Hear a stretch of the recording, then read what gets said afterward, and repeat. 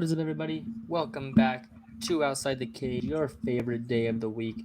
We are here tonight with a great episode for you. It is fight week, UFC 291, Poirier versus Gaethje.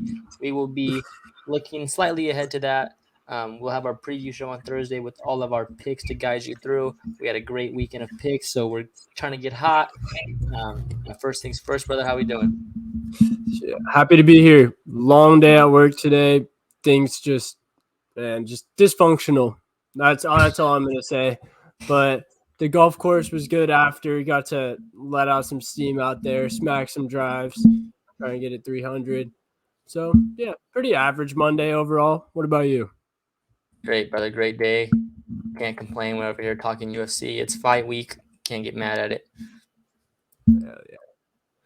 We have UFC 291 this weekend, but first, Tom Aspinall made his return versus Marcin Tybura. Did quick work in round one knockout. Just kind of how I saw him versus Blades before he went down with injury. Just like really good on the feet. Was winning every exchange and just looked really good. I mean, the injury didn't seem to be a factor. Obviously, we didn't see him for long enough to know.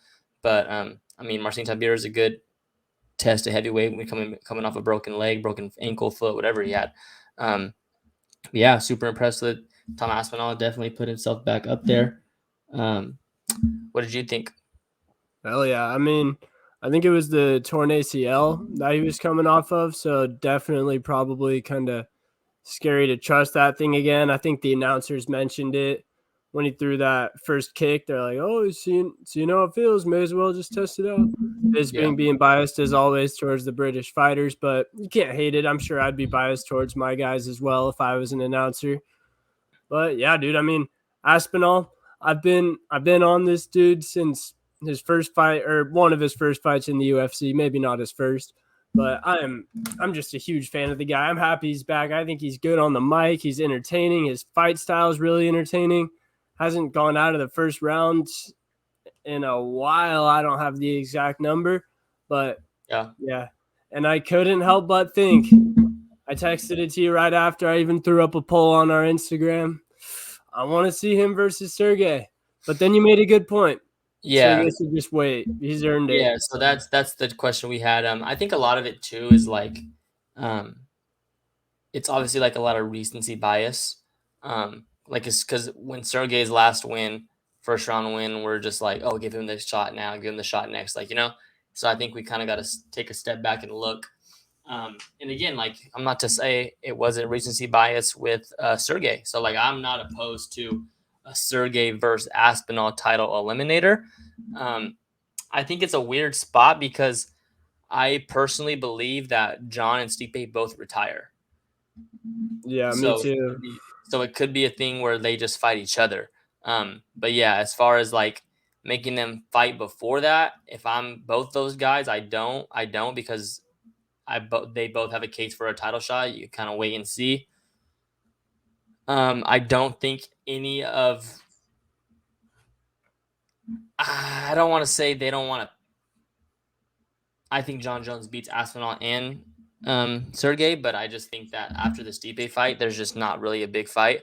So yeah, I mean, I'm not opposed to either of them. I would probably say Sergey before Aspinall. He's just been a little bit more active and he's just been super dominant.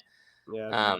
One thing I was gonna ask you that I seen someone mention was they were saying that they don't. It was talking about like John Jones and Stipe retiring. And they were like, if John Jones comes back and fights a kickboxer who couldn't grapple and had like 10 MMA fights and then an old ass Stipe, like, I'm not really impressed. Like, what do you think about that? I definitely get where they're coming from. I mean, you can make the argument, but at the same time, Cyril Gahn had made everyone else besides Francis look silly out there, and he made Francis look silly. He's won 2 rounds against Francis. Yeah, was piecing him up until Francis decided to start wrestling. So while I get where they're coming from because Gahn was pretty terrible on the ground, I mean, I think he put an extra $500 on John after he saw that video of Gahn's grappling training in that clean white room, just not gritty at all. It looked very French, you could say. Yeah. So I do get it. And Stipe, while he is old, at those bigger weight, the heavier weight classes, it's not as rare for older guys to still be elite and at the top of. Obviously, he's not going to be at the top of his game, but Yeah. I think he's still a very tough fight for any heavyweight in the division, just because his skill, technique, experience. Yeah, he's going to be slower in there, older, probably a little worse chin than normal. So if John were to stick around and beat Sergey or Aspinall or whoever else, I mean, it's probably going to be one of those two. That would solidify it even more. But I mean, he's already the GOAT even before he came back to heavyweight. So I don't really see why John would. Yeah, there's always just going to be questions like, oh, well, he has to beat this guy. He has to beat this guy. He has to beat this guy. So I think he beats Stipe. He's the heavyweight GOAT. And then there's that. Yeah, but again, great performance by Tom Aspinall. Great to see a live crowd. Did you any other standouts that you liked on this card? There were a few. I mean, Molly McCann, she stuck out in a bad way. Oh my Yeah. goodness. I was seeing Twitter tearing her apart because Julija Stoliarenko, definitely messed that name up. She was, before she got the armbar, someone posted on Twitter a picture of the sequence right before and after. They're saying there was no possible way that she could get that armbar because the cage was blocking her from rolling over and securing it. And then Molly, out of nowhere, just flops like a fish and flops herself into the perfect position for Julia to get the armbar. Yeah. So, I mean, it's pretty terrible, especially because Patty's a respectable grappler and they train together. So, I mean, obviously, everyone in the same gym doesn't have the same skill sets, but you'd think she would have worked on it after she got crucifixed in her last fight, which is not an easy position for somebody to get. You have to be pretty superior to them in grappling. I'm surprised they don't give her better matchups. Oh, that girl was 1-5 in the UFC. But it was when I studied I didn't even study the tape, bro. I looked at the fighting, like her style of fighting and the way she's won, and I'm like, she's gonna submit her. If I was really, really locked in, I would have took her by submission and fucking tripled my money. Bro, yeah, I was a little surprised when you texted me Stoliarenko just because I was looking at that 1-5 in the UFC. I was still kind of living on the Molly hype a little bit, which was a big mistake on my part. So, yeah, props to you. You absolutely sniped that matchup. Put her as she was in your parlay and a straight play, or just no, she wasn't in the parlay. Okay. I had the straight plays. I hit Paul Craig plus 190, Daniel Marcos minus 140, lost on Yanel Ashmos plus 120, hit on Stoliarenko plus 200. And then my plus 360 parlay hit. I had Tom Aspinall money line. I had Wood versus Filio over 2.5 rounds. I had Joel Alvarez, and I had Lerone Murphy. So hopefully we're getting hot, catching our stride this big weekend. We're going to lock in on the tape probably tomorrow, Wednesday. We'll be with y'all Thursday. Watch our episode Thursday. Also, look on socials for our picks. Bro, you're making me, dude. I'm like scared to fade you now. No, the Paul Craig's all you though, bro. The Paul Craig's all you. Paul Craig, that one felt good. I almost had by submission. I put a lot onto Paul Craig by submission for plus 3 something, which I defied your logic, which is when he's already a big dog, just take the plus money. Don't get greedy. I got greedy. Ended up not making as much money on that fight as I should have. I mean, it was so close. He was messing him up in grappling just as I had predicted, but then he just decided to lay some elbows down instead of going for the submission because Muniz was doing a pretty good job defending it. So yeah, really good card. Yeah, bro. Shout out to, where is he? Johnny Parsons made his UFC debut, headlined the prelims. Him and Danny Roberts had a great fight. Honestly, there were a lot of fights that were bangers on this card, but that one stood out to me. He went through the fire, ended up dropping him. Calls himself the Sluggernaut. I like that nickname for sure. And yeah, that was my main guy on the prelims. Lerone Murphy keeps on going. Super crazy story for anyone who hasn't heard. He got shot in the head. Still might have part of the bullet in his head. I don't know. I might have just made that up, honestly. But yeah, and Davey Grant got robbed. I know you had Marcos. I know. But Oh, That was a tough one. That was a tough one for me to pick because it was close. Davey Grant's a fucking guy, bro. bro, that's my guy. He's fucking Always good. a dog. You An thought you thought underdog. you, you thought Davey Grant won it. It's hard for me to say because I watched it and I had Marco, so I was like biased, so like I couldn't really judge Yeah. it biasly. So you think Davey Grant won? I'm in the same boat because I had Grant, but yeah, Yeah. I did think David Grant won. My guy Rug, he had Marcos, and he thought David Grant won as well. So shouts to Roulette Rug. He's usually pretty good on the UFC bets as well. Was there anyone else that stood out to you on this card, good or bad? Only the ones I said that made me money. Hell yeah. Barberena, that was kind of an unfortunate fight. I think it had like 3 butts in it versus Mahmoud Murad. I sprinkled a little bit on Barberena as an underdog just because when he gets in a barn burner, I like his odds. But Murad did a good job keeping the space, using his technique, not getting in that firefight, which was tough for me. But yeah, dude, crowd's always electric, as you said. Did you hear in an interview, Colby said that originally him and Leon were supposed to headline this card and it was supposed to be a pay-per-view. But I don't know if it's back when Leon was saying he didn't want to fight Colby or he just wasn't ready. They were gonna go back to back, or this was before they announced the Dustin one. They Before probably would have done this one. Probably would have done it this week because so there was no title fight. Yeah, this probably would have just been 291, and then they wouldn't have had to do the BMF. I'm sure we both got some thoughts on the BMF thing. How much they're saying it's a title fight. Yeah, I was never like.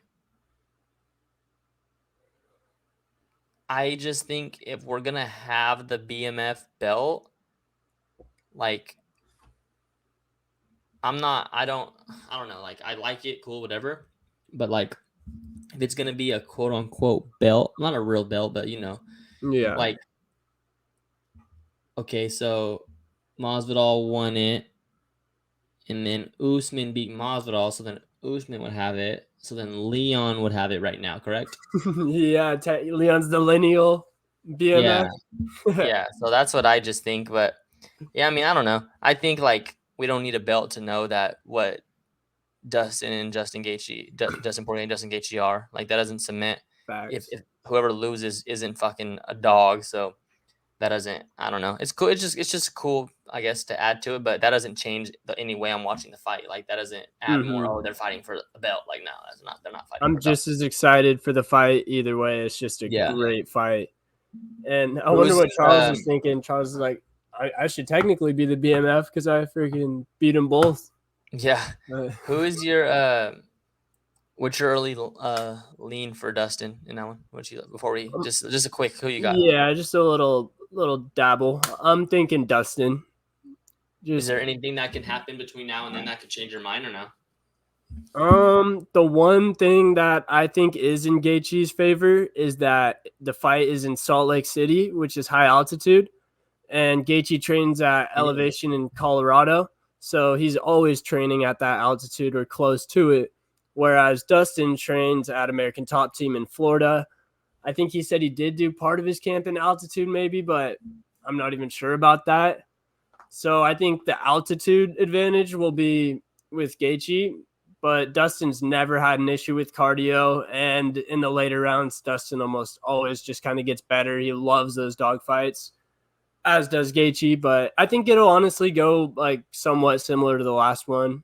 They'll both have big moments, but I think Dustin will outlast him and come out on top. Can we just like get rid of the rounds and just fucking like just let them fight? No time, nothing. Shit, I wonder how long that would go. That's definitely the move. Going back to the Kobe and Leon, is that we can officially that's booked officially? Like it's the fights. I know we don't have a location. I know they're talking about Madison Square Garden but they're officially agreed upon. They're gonna fight. I'd assume so. I haven't heard any backlash from Leon. So if they do it the same card as Jones and Stipe, that's fucking a great card. That's elite, bro. Did you hear Colby talking about how if him and John are on the press conference stage together, Colby's just gonna go at him the whole time, just bring up all of That John's on top crimes. of that too, yeah. On top of that too, I forgot about that. John might kill him. I was thinking the same, dude. I was thinking the same thing. Like if Colby's just humiliating John, Like you can't. You're not sit there and talk to me, bro. bro, John's gonna like That might be bad. Like it could get bad between them more than anyone else. That's literally what I was thinking. It's gonna be like some Khamzat, Kevin Holland backstage stuff. I'm But trying to John will think. just go over there by himself. Yeah, they wouldn't even. Well, they wouldn't be on the same side, so that'd be okay. But yeah, that definitely need to fucking have them dudes face off. Fact, Colby doesn't want that one bit. Do you like Leon in that fight? I think so. I honestly, I've kind of started to lose the love for Colby more and more. I still like him, but I just, I don't know. I don't like how he's not himself. I get that he had to do it, but when he's putting on his bravado, you can kind of see through it a little bit. You can see that he's a pretty regular dude, just like trying to do an acting job. But you got to respect it because it's literally made him millions. Him and Usman aren't the fourth highest gate at MSG if he's not talking crazy in the press conference and doing all that. So, yeah, besides the personal who I want to win, I think Leon will win just because Colby is 35. He hasn't really been active, and Leon just had a crash course in takedown defense fighting Usman for 10 rounds, basically. So, yeah, I mean, Colby has a chance to wear him down, do his thing, but I kind of think Leon will be able to stay on the feet enough to have enough moments, make it kind of similar to his third fight with Usman. We got some. I don't know if you looked into this or not. I just kind of sent it to you because I feel like you would have more info than me about it. But something about Chael Sonnen being on the call this weekend. I didn't even see it till I was out on the course, honestly, but he's going to be an analyst just at the So he's table. gonna be like Din Thomas role. Not even that, like like a pre-fight thing, like Anthony Smith and okay. those guys. Like after the fight, after the prelims, before the main card, or if there's like a quick knockout and they have time to kill, they'll go up to him. So he'll still be good, but at first I was thinking it might have been play-by-play. I was like, man, dude, get Chael on the play-by-play. I knew you'd have some info for me on that. That's why I sent it to you. Yeah. Last week when we were here, we were talking about how the Abu Dhabi card was not booked, and we were saying like as soon as we get off the air, there's gonna be some shit. There exactly was. UFC 294 in Abu Dhabi is booked. Charles versus Islam 2, Khamzat versus Costa. Costa got pulled off a fight, and everyone was saying that it was gonna be Khamzat. I like the matchup, but first things first. Surprisingly to some, I guess, because it was only came out of Charles's mouth that he wasn't going to fight and be ready, but we finally get Islam a fight, running it back basically the same year from now.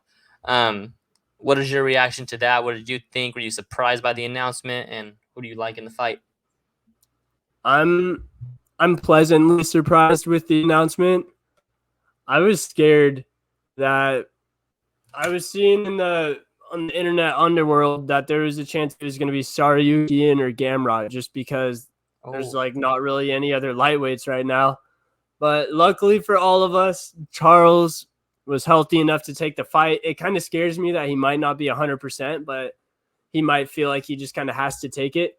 There's a chance that the UFC was kind of backed into a corner because they almost had to make it a Gamrot or Saryukian as the B-side on that. So they might have told Charles, if you don't take this, you're not going to get a title shot next. You're going to get skipped over by either Volk or the winner of Poirier-Gaethje or another lightweight that emerges. So I don't know. There's a little conspiracy that maybe the UFC pressured Charles into taking it. I'm just tired of these dudes always saying they're hurt. I don't know. So he wasn't saying that versus Dariush. Yeah, I don't know if it was something that happened during the fight. I didn't really look into Charles's injury much at all, to be honest. I just kind of I'm saying he's just I don't know. I mean, I don't know. I don't want to get it misquote or say something wrong, but no one ever said he was hurt or how no one knows that but him. I mean, obviously you might keep it a secret, but what is the injury? Yeah, I didn't even see that. I assumed like a broken hand or something. That's always what my mind goes to after a fight. But okay, so obviously we know how the first fight went. does seeing how Volk fought Islam change your opinion on this second fight? Or is it just Islam dominated him the first fight and dominate him again? I kind of think Islam's just going to dominate him again. The only kind of thing that I'm taking away from the Volk Islam fight, because obviously Volk's just a different breed, and he had Craig Jones torturing him that whole training camp, putting him in all those terrible grappling positions so he could work out of it. He'd been through that fire with Ortega, so Volk was kind of perfect for that. But it could be a little bit of the 4-minute mile psychology thing.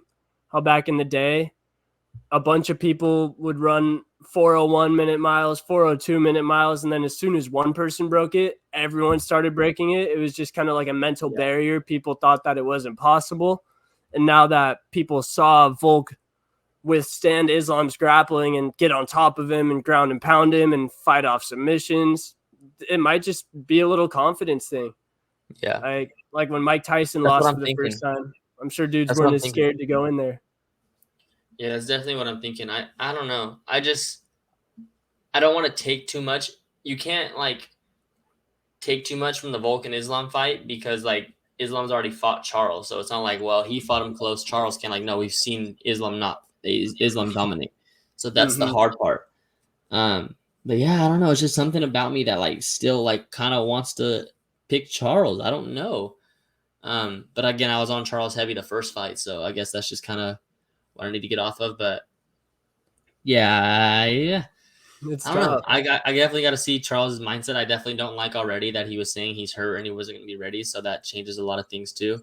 I am glad we got this fight booked though. I want to see Islam be a little bit more active. So hopefully he gets the winner of Dustin and Justin or Volk after this. Khamzat versus Costa. What do you like there? Khamzat. I don't know. I don't think Costa. Hot take. I don't really think he takes the sport as seriously as other top-ranked fighters. Yeah, facts. But yeah, I just don't think Costa puts the necessary work in. We've seen it when he cuts weight. We've seen it with his cardio in fights, not being able to get Luke Rockhold out of there, which I've said too many times already. That was just very showing to me because Rockhold looked very old and tired out there. Like he just didn't want to be there. He was like asking Costa to finish him. Pause. He was just asking Costa to TKO him, and he couldn't. So I think Khamzat's going to run through him as long as Khamzat's not having any issues. So yeah, I'll be hammering Khamzat. It's funny that we have to wait all this time to see Khamzat again, and he's going to finish this dude in under 5 minutes. Yeah, and then it better be a quick turnaround after this. I am not trying to see Khamzat wait for almost a whole nother. Has it been close to a year at this point? His last fight was what? The Nate Diaz shit? Yeah.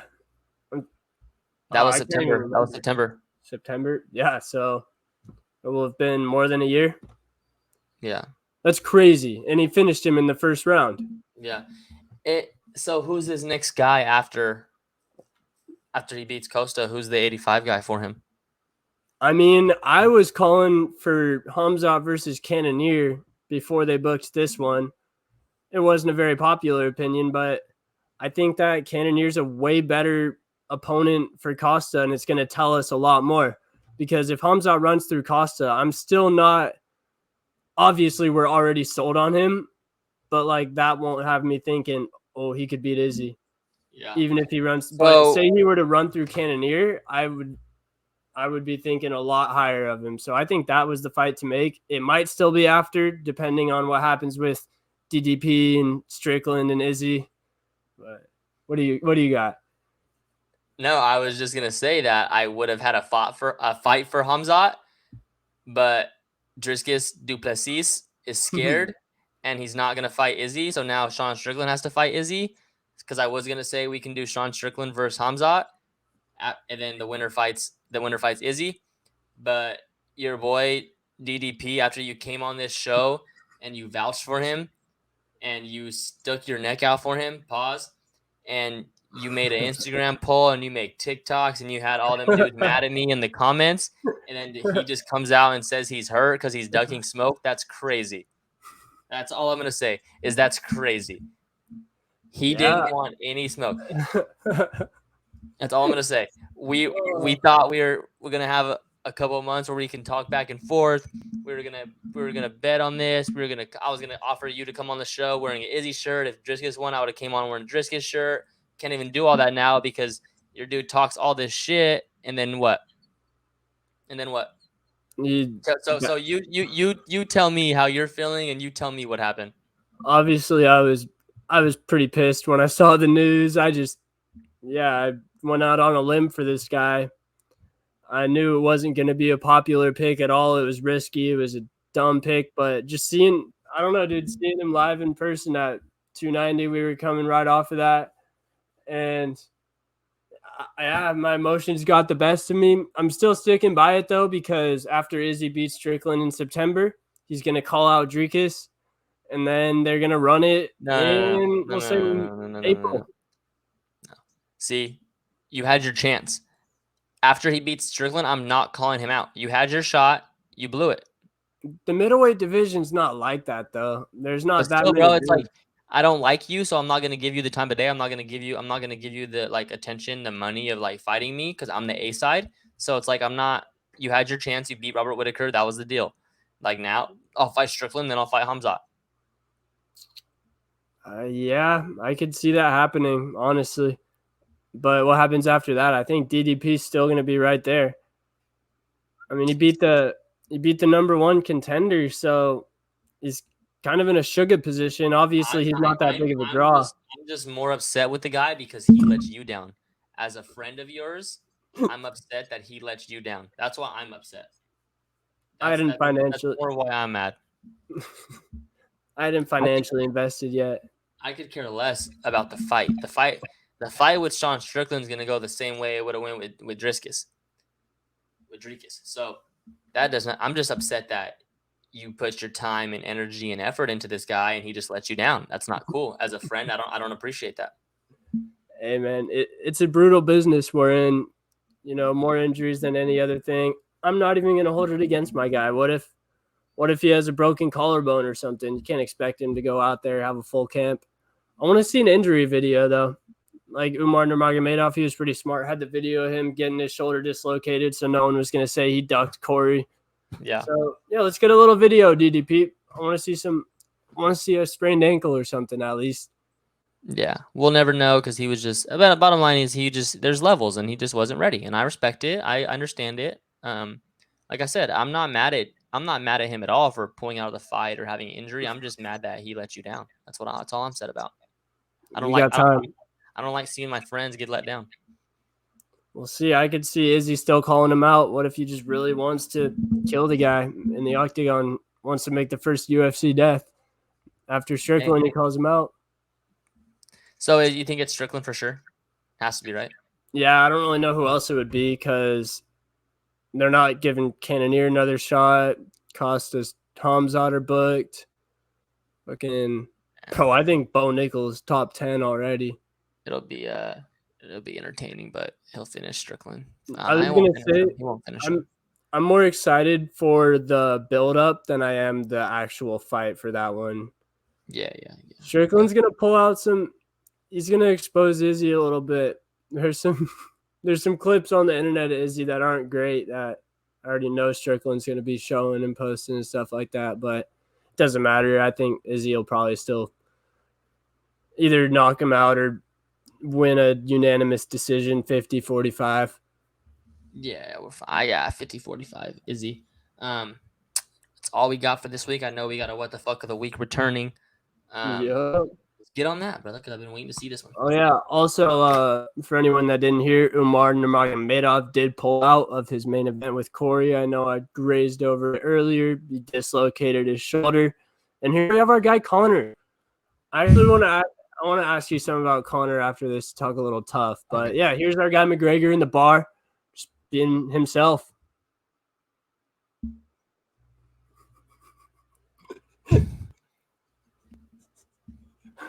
Just in front of like, oh man, he just loves it. Hey, it's like he said. You see sequences. Yeah, he says other people see. They see people, they see doors, they see streets. I see sequences, combinations, ways to get in and out. He didn't. He Oh didn't man, coach the dude. He didn't coach the dude to a knockout in tough. he did. He didn't coach him to. Sure. He said, "Hold it. Yes, yes, yes. Okay. Bah. And then you come back. Bah. He said, Bro, yes. He said, you load it up. You load it up. Bah. I can't tell if he really like cares about his fighters. I feel like he does from watching the show. He's been getting a really bad rap about everyone's been saying he's barely there, which kind of, but I mean, the show's been growing on me. I'm not going to lie. I'm a pretty easy customer, I would say. Like, I just kind of like tough for what it is. Yeah, yeah. And once Connor's guy, Lee Hammond, fought and lost in that last second or last minute submission after he was winning the whole fight, that was pretty good to see Connor all heated. Yeah. And I think that Brad Katona on Team Chandler, he trains at SBG Ireland He's regularly. coming to going to Connor's team. Yeah, there's no reason he shouldn't. They showed a little preview that they were going to make guys switch teams, but I was like, why wouldn't Katona just do it? Like, it makes all the sense in the world. Give Connor a reason to actually be invested again, because it's obvious how much more like amped up he gets when his guys are going. Was the last fight staged? Have you been hearing that? No, I haven't heard it. I just thought about it because in my head I'm like, but I because don't like think so. all of Chandler's guys win except the 1 seed. Yeah, I remember they said though that they weren't really picking the seeds based off of who they thought was like the best. They were just trying to get matchups, so they were trying to do like psychology things. Yeah. But yeah, dude, I mean, it is a little fishy that it was the last one too. I wonder if that's actually the order that the fights went That's what I in. was wondering the whole time, but after all the fights, they're like 7-0. Yeah, like 5-0 or whatever. Yeah. That's what I was Bro, wondering too though. I like how Connor goes I would back love and to forth. interview somebody that's been on tough and like really explain the process. I was thinking about hitting them all up after this. Yeah. It's probably better to just wait till it airs so they could talk about whatever though. No, Yeah. don't have to worry about like holding stuff in. And they probably like they might not even be able to go on too many shows yet. Like No, until they right can't do after. anything until they can't do anything till it's over. That makes sense. Who knows if we even qualify though? We might be too small where we could slip through the cracks, you know? Yeah. The next thing you know, million views, boom. Yeah, exactly. Dude, you see Trump did an interview with Matt Serra and I can't remember the other guy's name, but it's the UFC Unfiltered podcast. Trump went on there? Yeah, I was expecting it to just kind of be like a political thing or whatever, but they didn't talk about politics once, which was pretty cool. They were just literally talking fights for 40 minutes, talking like old boxing mainly. But yeah, I don't know. It's kind of funny to see Trump just like talking like how we're talking right now, literally just like giving takes for fights and stuff like that. But yeah, also a lot of people are saying there's no way Connor isn't on drugs, just like most of the time when he's on camera and stuff like that. Just like most of the time. Bro, just like the way I don't know, a lot of people are like from a former person who's done that, that's just how you act. I can't say. I said that after the Dustin fight when he was like tripping in the octagon, and I was like, bro, this fool has like schizophrenia or something. He was like, they did a good job showing that in the documentary too. he didn't check shit. That was so funny. There was no check. There was no check. He said it was on the exchange. Anderson Silva. That Bro. shit was hilarious. Oh god, there's never gonna be another Connor. No, never. Somebody that's that good at talking and was able to become a double champ and just has that exciting fight style. I mean, Sugar's like the closest thing we got right now, but he has about half of it, I would say. Inside the octagon, he's as exciting, but he's nowhere near as funny. Yeah. Sorry, Shug. You're funny, but you're not as funny as Connor. Yes, sir. Oh, well, that's all I got for us today. We'll be locked in on a film for Thursday. I'm super excited to dig into this card, feeling confident in my plays now. So, you know, it's like in basketball. See one fall, the next one's going to go in. So I'm ready. Be locked in. I'll have some picks for you guys. We'll do a full card breakdown. You got anything else before we leave, brother? No, thank you. As always, thank you all for listening, sticking it out with us. And I'll be seeing you real soon. Yes, sir. Everyone have a good night.